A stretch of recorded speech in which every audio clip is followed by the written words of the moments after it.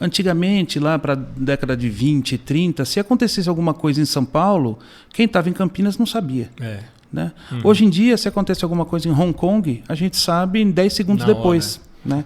A gente tem muito mais acesso a muitas coisas e o fato de isso acelera muito a nossa vida.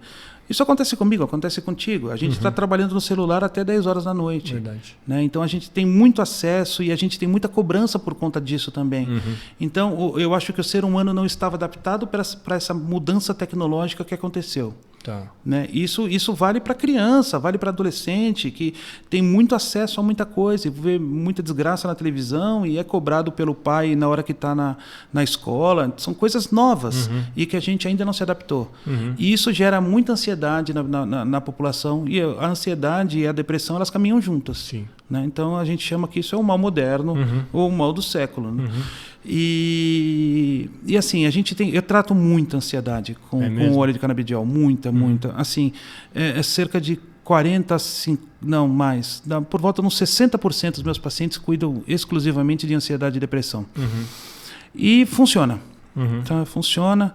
Eu acho assim, ele tem um efeito. As pessoas esperam uma solução mágica. Não é uma solução mágica, demanda tempo, mas eu consigo, inclusive, desmamar os meus pacientes de antidepressivo.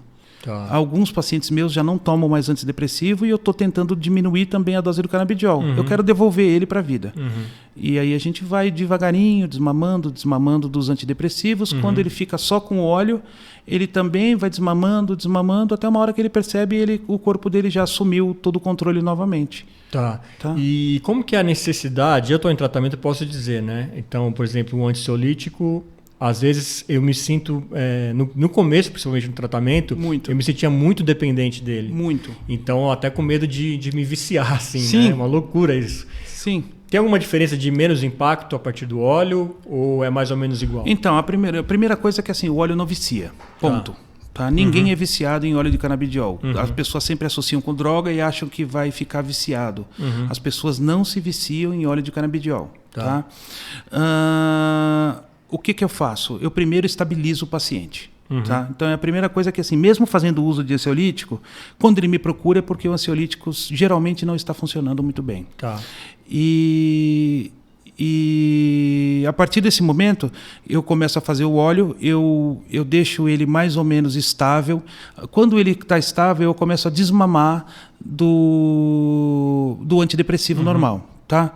Desmamando desse uso do antidepressivo, ele fica só com o óleo. Eu não crio essa dependência psicológica que você falou. Entendi. Porque o antidepressivo, além de ele criar uma dependência química, ele também cria uma dependência psicológica. Eu preciso dele para dormir. Sim, eu preciso dele para levantar. Totalmente né? isso. E assim, o óleo a gente consegue... eu sempre deixo claro que ele não vicia e eu tento não criar essa expectativa no paciente de dependência psicológica. Entendi. Porque ele sabe que ele vai desmamar. Sim. Tá. E não tem nenhuma relação, por exemplo, outra coisa que eu percebo muito no tratamento é a gente ter uns picos assim parece que tem dia que eu tô mais para baixo, tem uns picos de euforia assim. Sim, sim. O que é isso que acontece? Até por curiosidade minha. Isso é serotonina. Tá. É serotonina do seu corpo. O seu corpo, quando a pessoa ela está num processo depressivo, ela tem uma baixa de serotonina, entendeu? Tá. Então, assim, ela tem uma substância e essa substância está sendo pouco recaptada ou está fazendo pouco. Tá? Para entender bem, eu não tenho a serotonina necessária. O corpo ainda não reaprendeu a fazer a quantidade necessária. Tá? Então, quando eu tomo a medicação, eu inibo a recaptação. O que eu faço com isso? Eu aumento a quantidade de serotonina no corpo. Então, dá aquela sensação de bem-estar. Eventualmente, o corpo pode, como ele está num novo processo, ele pode começar a fazer mais. E aí tem muita. E aí você se sente ansioso. Exatamente né? isso. Pode acontecer. Que doideira. O óleo também faz isso. Ele também inibe a recaptação da serotonina e da mesma forma, só que sem viciar. Agora, como que a gente percebe, doutor? Acho que é uma dica importante para as pessoas. Às vezes tem gente que está achando que está só cansada, estou só desanimado e tal, mas ela pode estar já num processo depressivo. Ansioso. Que característica a gente tem que prestar atenção na gente tem mesmo? Muita coisa, né? Tem muita coisa assim. Distúrbio do sono é uma característica clássica de distúrbio de ansiedade e depressão. Aquela vontade que você perdeu, sabe? Então, quando você acorda de manhã e pensa, nossa, eu não quero levantar daqui, sabe? A cama está quentinha, é gostoso, ninguém quer sair. Mas a gente tem que sair. Tá. Quando isso passa do limite e você fica mais tempo porque você não tem vontade, isso provavelmente é um sintoma ansioso depressivo. Aquela vontade de não sair de casa, ou medo de sair de casa, também podem contar muito como ansiedade ou depressão. Aquela sensação de que tudo que eu faço é ruim. Se eu fiz o almoço está ruim. Se eu fiz alguma coisa para alguém, a pessoa não achou bom. Essa sensação de fracasso é uma sensação típica de ansiedade e depressão. Aí a gente tem também outros sintomas que são sintomas físicos. Né? A pessoa pode sentir dor no peito, a pessoa pode sentir dor de cabeça, ela pode sentir tremor, ela pode sentir palpitação, suor frio. Olha Isso só. Tudo acontece e acontece fisicamente. É muito comum chegar no pronto-socorro o paciente achando que está infartando, com dor no peito, tremendo, suando frio. A gente faz os exames iniciais, eletrocardiograma, mede pressão, vê respiração. Tá tudo ok. Tudo normal.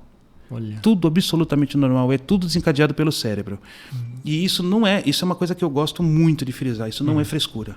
Sim. Tá? Muita gente trata mal quando a pessoa tem esse tipo de... Não dentro do hospital, mas muita gente trata mal e acha que isso é uma frescura ou um mimimi, a palavra da moda. Não é. Isso é um sintoma físico. Olha a pessoa sente dor, a pessoa sente a palpitação, ela sente sensação de morte iminente. Né? Não vai acontecer. Mas porque é tudo desencadeado pelo cérebro.